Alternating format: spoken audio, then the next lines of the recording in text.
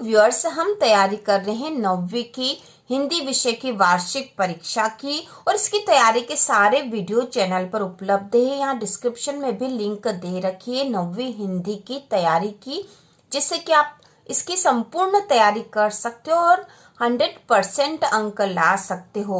तो शुरू करते हैं। आज हम करेंगे हिंदी में कृतिका की संपूर्ण तैयारी। आपकी जो बुक है कृतिका, इसके सारे महत्वपूर्ण प्रश्न उत्तर आज के वीडियो में हम तैयार कर लेंगे। तो पहला प्रश्न है, रीढ़ की हड्डी शीर्षक की सार्थकता स्पष्ट कीजिए। रीढ़ की हड्डी आपका एकांकी है कृतिका में, तो इसका उत्तर होगा रीढ़ की हड्डी मानव शरीर का प्रमुख अंग होता है। इसी से मानव तनकर खड़ा हो सकता है। इसी प्रकार किसी भी व्यक्ति के लिए उसका चरित्र ही प्रमुख होता है, जिससे वो समाज में सम्मान प्राप्त कर सकता है। कहानी का शीर्षक रीढ़ की हड्डी एक प्रतीक है मानव चरित्र का। इस प्रकार रीढ़ की हड्डी शीर्षक सार्थक है। ठीक है, तो फिर से देख लेंगे। रीढ़ की हड्डी मानव शरीर का प्रमुख अंग होता है। इसी से मानव तनकर खड़ा हो सकता है, क्योंकि रीढ़ की हड्डी होगी तो ही वह खड़ा हो सकता है। इसी प्रकार किसी भी व्यक्ति के लिए उसका चरित्र ही प्रमुख होता है, जिससे वो समाज में सम्मान प्राप्त कर सकता है। मनुष्य की रीढ़ की हड्डी उसका चरित्र होता है, जिससे कि वो समाज में सम्मान प्राप्त करता है और समाज में तनकर खड़ा हो सकता है। कहानी का शीर्षक रीढ़ की हड्डी एक प्रतीक है मानव चरित्र का। इस प्रकार रीढ़ की हड्डी शीर्षक सार्थक है। इसके बाद अगला प्रश्न है, राम स्वरूप का अपनी बेटी को उच्च शिक्षा दिलवाना और विवाह के लिए छिपाना, यह विरोधाभास उनकी किस विवशता को उजागर करता है?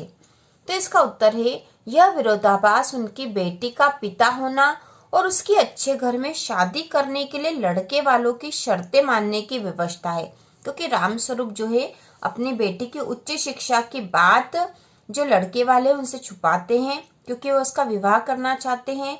और जो लड़के वाले वो चाहते हैं कि उनको ऐसी बहू चाहिए जो कम पढ़ी लिखी हो, इसलिए रामस्वरूप यह नहीं बताते कि उमा अधिक पढ़ी लिखी है।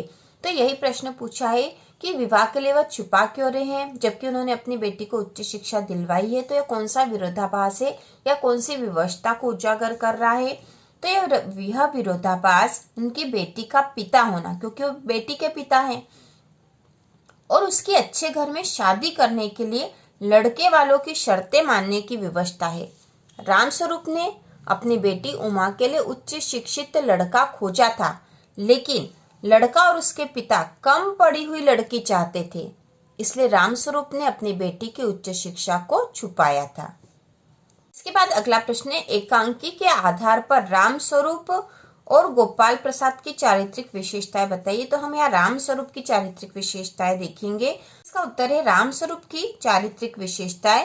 पहली, रामस्वरूप आधुनिक विचारधारा के व्यक्ति हैं, इसलिए वे अपनी बेटी को उच्च शिक्षित करते हैं। तो रामस्वरूप अपनी बेटी उमा को उच्च शिक्षित करते हैं, इसका मतलब यह हुआ कि वे आधुनिक विचारधारा के व्यक्ति हैं। दूसरी इनकी विशेषता है, रामस्वरूप एक विवश पिता हैं। वे बेटी की उच्च शिक्षा की बात छुपाते हैं, जिससे उसका रिश्ता हो जाए, क्योंकि उन्होंने एक पढ़ा लिखा लड़का ढूंढा था अपनी बेटी के लिए, लेकिन वे लोग कम पढ़ी लिखी लड़की चाहते थे, इसलिए वो विवश हो गए। वे अपनी बेटी की शादी अच्छे घर में करना चाहते थे, इसलिए वे एक विवश पिता है। वे अपनी बेटी की उच्च शिक्षा की बात छुपाते हैं। तीसरी है, रामस्वरूप विनोद प्रिय व्यक्ति है। ठीक है, मजाक वगैरह कर रहे थे वो लड़के वालों से, इसलिए वे एक विनोद प्रिय व्यक्ति हैं। तो इस प्रकार रामस्वरूप के चरित्र की विशेषता है। 3 विशेषताएं याद करना पर्याप्त है। इसके बाद अगला प्रश्न है, लेखिका की माँ परंपरा का निर्वाह न करते हुए भी सबके दिलों पर राज करती थी। इस कथन के आलोक में लेखिका की माँ के व्यक्तित्व की विशेषताएं लिखिए। तो यह आपके कृतिका का जो पाठ है, मेरे संग की औरतें, इस पाठ से लिया गया प्रश्न है और यहाँ पे हमें लेखिका के माँ के व्यक्तित्व की विशेषताएं लिखनी है। तो इसका उत्तर है, लेखिका के माँ की व्यक्तित्व की विशेषताएं इस प्रकार है। तो पहली इसमें है, लेखिका की माँ कभी झूठ नहीं बोलती थी। लेखिका की माँ कभी झूठ नहीं बोलती थी। दूसरी, वे एक की गोपनीय बात को दूसरे पर जाहिर नहीं होने देती थी। वे एक की गोपनीय बात को, मतलब वे किसी भी व्यक्ति की गोपनीय बात को दूसरे पर जाहिर नहीं होने देती थी। तीसरी विशेषता है, वे सुंदर नाजुक, ईमानदार और निष्पक्ष थी। वे सुंदर, नाजुक, ईमानदार और निष्पक्ष थी। और चौथी है, उनके मन में आजादी का जुनून था। तो इस प्रकार लेखिका के माँ के व्यक्तित्व की विशेषताएं हैं। इसके बाद अगला प्रश्न है, लेखिका की नानी की आजादी के आंदोलन में किस प्रकार की भागीदारी रही? तो यह भी मेरे संग की औरतें पाठ से लिया गया है। लेखिका की नानी की आजादी के आंदोलन में किस प्रकार की भागीदारी रही? तो इसका उत्तर है, लेखिका की नानी पारंपरिक महिला थी। उनका आजादी के आंदोलन में प्रत्यक्ष योगदान नहीं था, लेकिन उन्होंने अपने अंतिम समय में अपनी बेटी का विवाह एक स्वतंत्रता के सिपाही व्यक्ति से करवाना चाहा।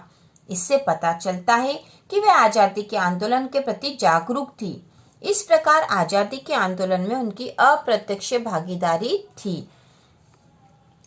लेखिका की नानी पारंपरिक महिला थी। उनका आजादी के आंदोलन में प्रत्यक्ष योगदान नहीं था, क्योंकि वे एक पारंपरिक घरेलू महिला थी, जो कि घर में ही उनका पूरा दिन वहीं बीतता था। लेकिन उन्होंने अपने अंतिम समय में अपनी बेटी का विवाह एक स्वतंत्रता के सिपाही व्यक्ति से करवाना चाहा।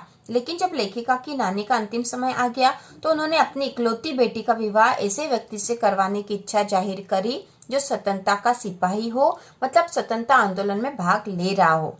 इससे पता चलता है कि वे आजादी के आंदोलन के प्रति जागरूक थी। इस प्रकार आजादी के आंदोलन में उनकी अप्रत्यक्ष भागीदारी थी। इसके बाद अगला प्रश्न है, रेणु जी के मित्रों के नाम लिखिए। तो यह प्रश्न आपकी कृतिका का पाठ 1 इस जल प्रलय में से लिया गया है, और जिसके लेखक है फणीश्वरनाथ रेणु।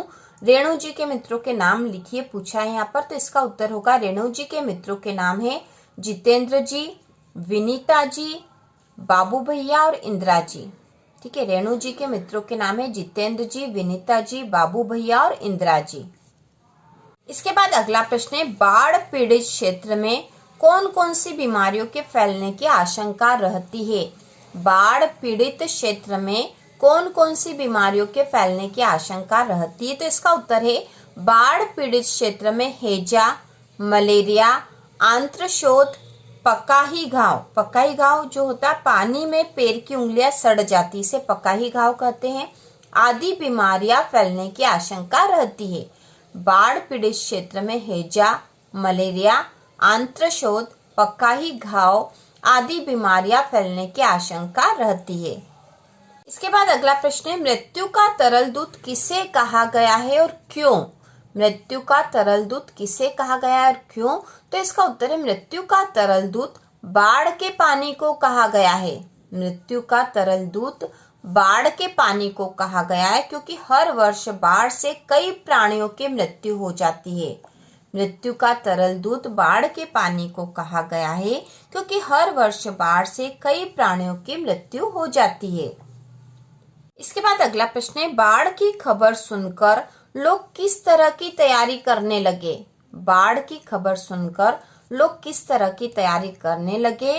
तो इसका उत्तर है, बाढ़ की खबर सुनकर लोग अत्यावश्यक सामानों को जुटाने लगे। बाढ़ की खबर सुनकर लोग अत्यावश्यक मतलब जो अति आवश्यक सामान थे उनको जुटाने लगे। लोग ईंधन, आलू, मोमबत्ती, दिया सलाई, पीने का पानी और कंपोस्ट की गोलियां जमा करने लगे, ताकि बाढ़ से घिर जाने पर भी उनका गुजारा हो सके। तो यह प्रश्न भी इस जल प्रलय में पाठ से है, जो कि फणीश्वरनाथ रेणु के द्वारा लिखा हुआ है, और उसमें बाढ़ की विभीषिका का वर्णन किया गया है। बाढ़ की खबर सुनकर लोग अत्यावश्यक सामानों को जुटाने लगे। लोग ईंधन, आलू, मोमबत्ती, दिया सलाई, पीने का पानी और कंपोस्ट की गोलियां जमा करने लगे, ताकि बाढ़ से घिर जाने पर भी उनका गुजारा हो सके। इसके बाद एक अन्य जो प्रश्न है महत्वपूर्ण है, इस तरह का प्रश्न आ सकता है, क्योंकि इसमें आपको अपनी तरफ से सुझाव देने हैं। आपदाओं से निपटने के लिए अपनी तरफ से कुछ सुझाव दीजिए। तो इसका उत्तर है, आपदाओं से निपटने के लिए सुझाव पहला है, वृक्षारोपण अधिक से अधिक करना चाहिए। आपदाओं से निपटने के लिए सबसे पहले अधिक से अधिक वृक्षारोपण करना चाहिए।